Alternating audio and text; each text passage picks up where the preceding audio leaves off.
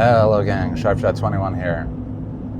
Thanks for tuning in. This is going to be the last of the transmission teardown videos. I've got a little bit I'm going to throw in for the last little bit of the bench, I believe. If not,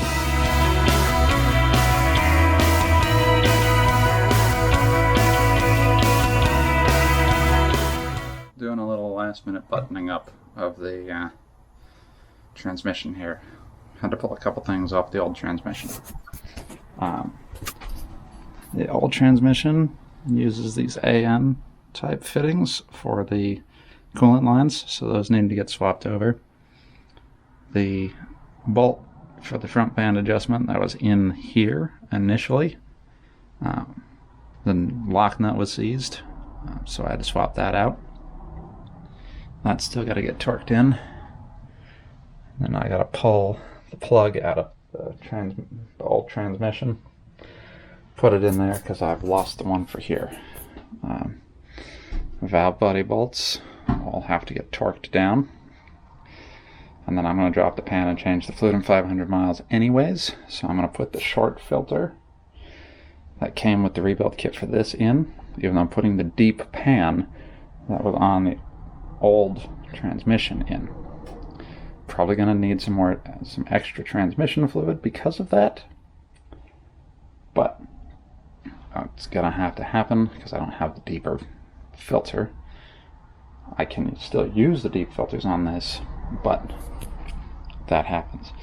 I got to torque the speed sensor down, and I got to torque the neutral safety switch down. I have to move the bracket from here over to here so that I can have the correct positioning for the transfer case shift linkage.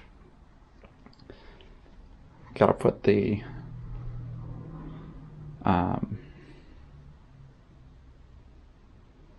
shift linkages back up front, and go from there. I may put the old one back in of these until we get it outside and then put the new one in, just so I don't end up breaking this connector housing. Alright, so quick check. It says these all go to 105. This goes to 20 foot-pounds or 25 foot-pounds. I'm going to find the torque spec for that, but I think tight should be sufficient.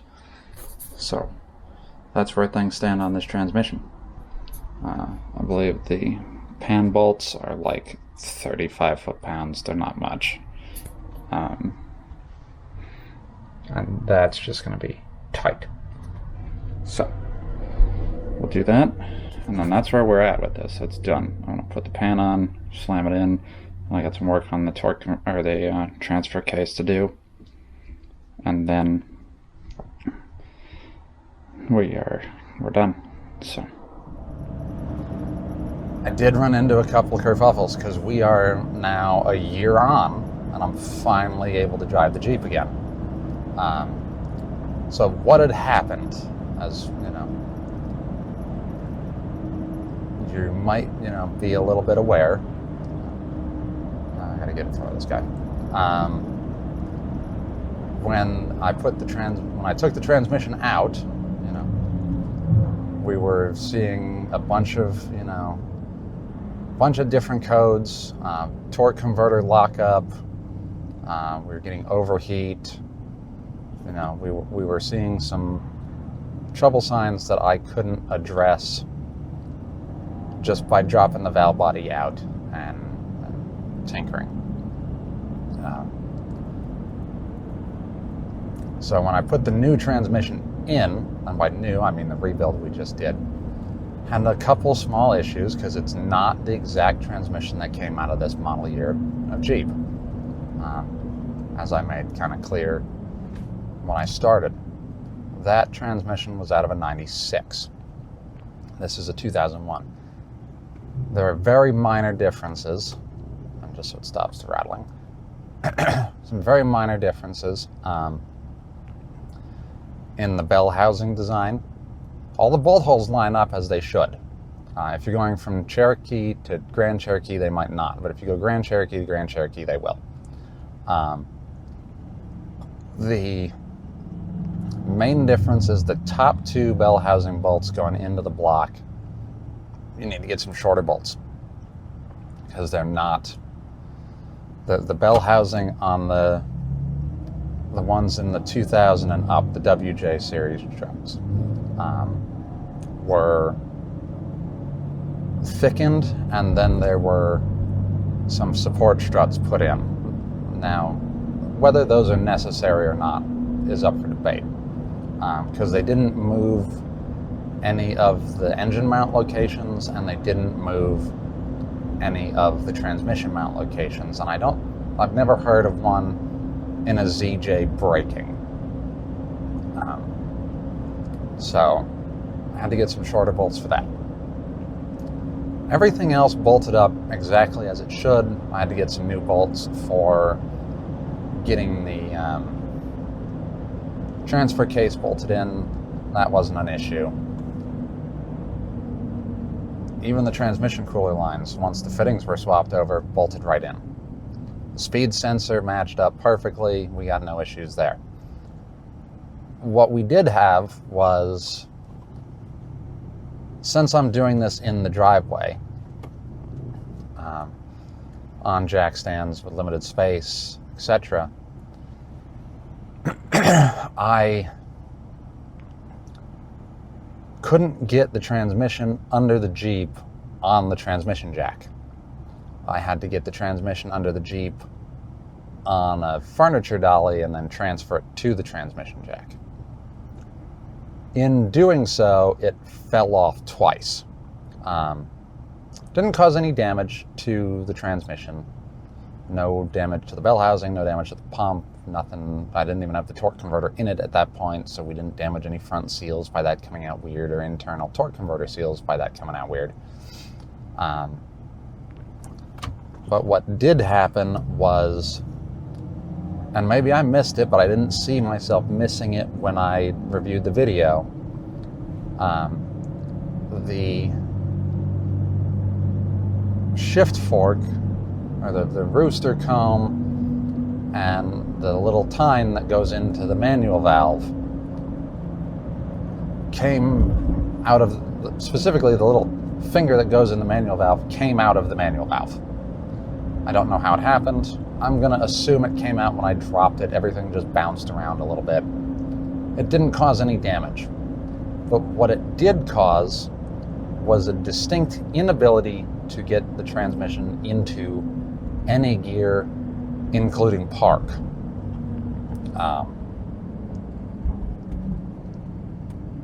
So that, caused some problems in terms of,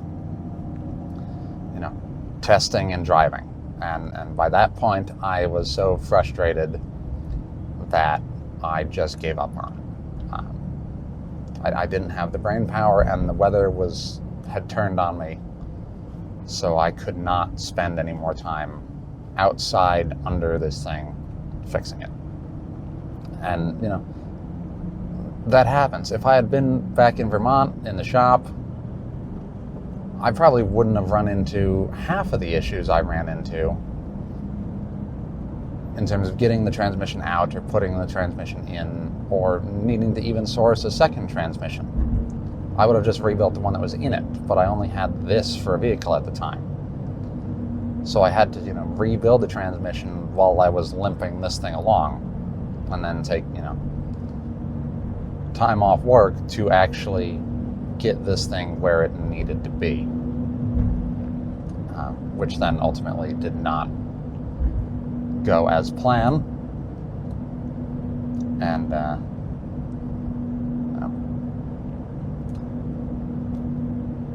it took me another 10 months before I could look at it.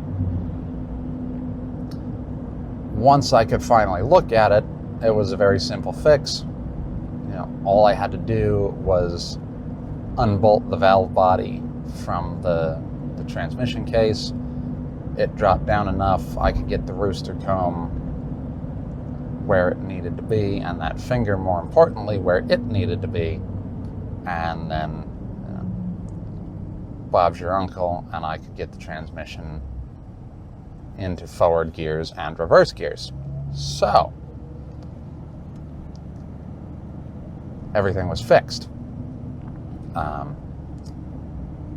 Been driving it into work for the last couple days when I have had work. I've got a weird little stutter coming into second or third gear, but that's evening itself out. So I think I did it all correctly. The one thing that I've had to replace, and I'll have to replace the second one, it looks like,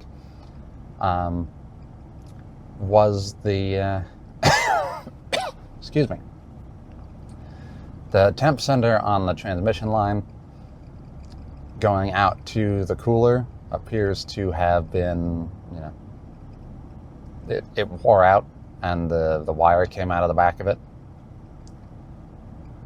Whoop-de-doo. Swap that. Put a fresh one in. No problem. Now it looks like the one that I have in the pan is having similar freakouts. So I'll get a fresh one of those and, swap that into the pan and probably try to find a different mounting spot for the connector, because right now it's kind of just in free space. So that's probably the issue I'm seeing, is it just is fatiguing those wires in a way that is making it so that it can't, maintain good connection.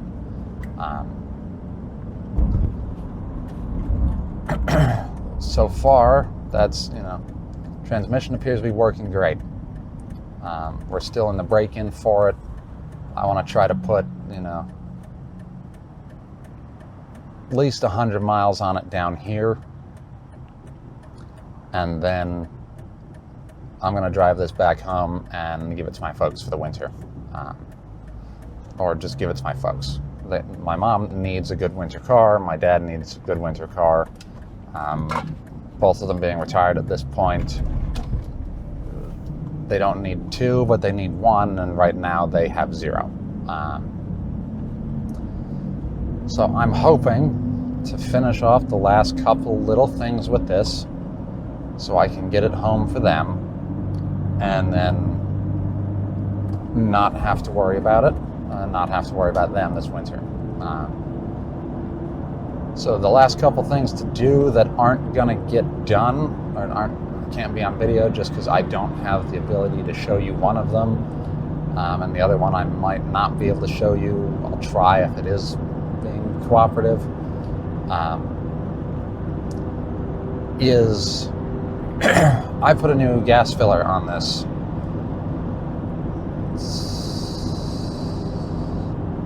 just before I moved. I'm trying to remember when it was. It was just before I moved, because that winter, every time I'd fill up, I'd notice it was splashing gas from under the car. The old filler had rotted out. I got a new one to put in. The new one to put in doesn't let you really fill it. There's some type of obstruction in there that you're basically putting in,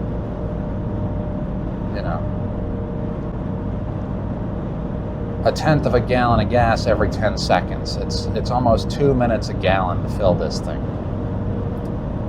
And, with a 20-ish gallon fuel tank, that's, half an hour, 40 minutes to put fuel in this thing if you're all the way at empty. So that's, not feasible, really. So, I gotta rip the fuel filler off and swap it out, see what's going on with the one I got in. I bought a second one. I'm just going to swap it. The one that I put in is known for having this issue, but of course I didn't see that until I ordered it. It also didn't take the standard gas cap, so I had to go get a fresh gas cap, which leads me to the current check engine light. it's a minor evap leak.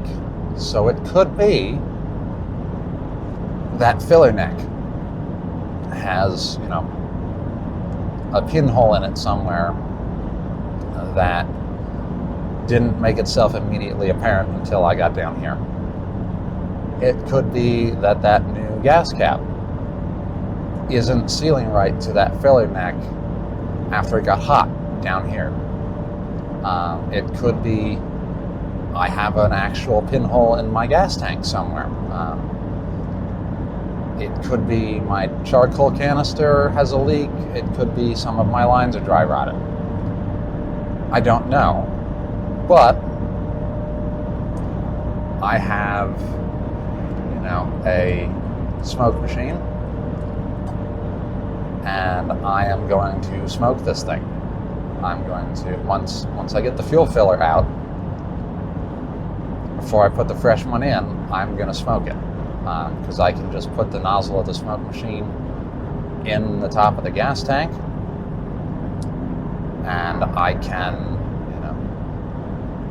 plug off the vent hose, because it's two separate hoses for this one, and smoke the gas tank and see if that does anything.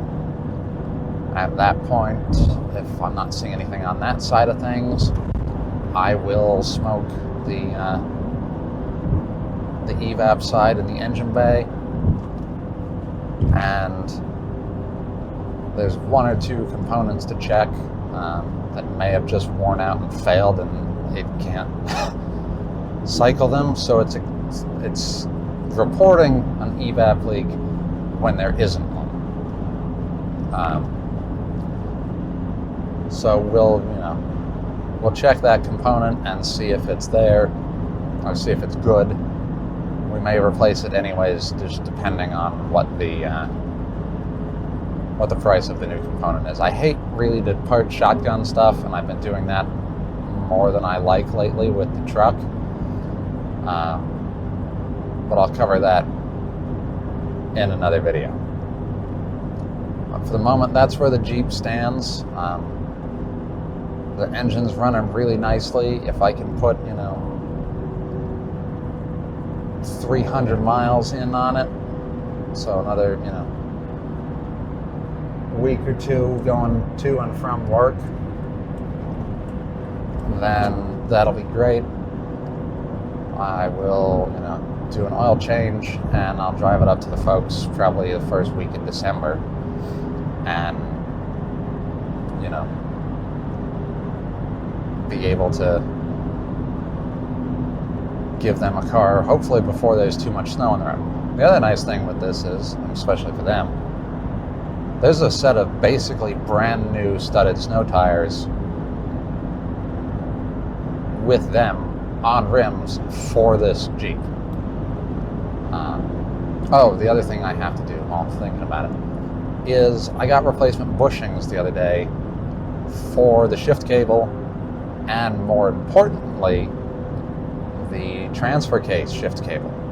Because when I took those off to take everything out, the bushings decided that they didn't want to exist anymore, and so I needed replacements for those. I've got the shift linkage jerry-rigged for the moment, obviously, because it's driving. But right now the transfer case shift linkage is detached, and if I need to move it, I gotta crawl under there and, bump it to where it needs to be bumped, kind of sketchily. It's fine, because I don't need it in four-wheel. But when I was shoving it around the driveway, I could get it into neutral, but I couldn't get it back out. Because I'd get it into neutral and then the cable would jump off. So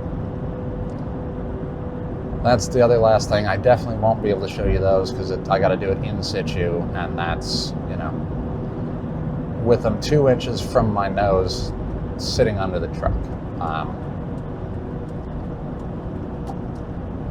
But yeah, that's where the Jeep is at. I apologize for the super delay in the videos on this thing. I'm hoping we can, go 2 or 3 videos a week between Voron and Ranger, and get us through the winter. And then maybe next year we'll have one more transmission series, because the one for the Mini Cooper needs to be done. So we'll see how that goes. But thanks for watching. Thanks for tuning in. I'll give you one last update on the Jeep here eventually, and we'll see you next time. Sharps out.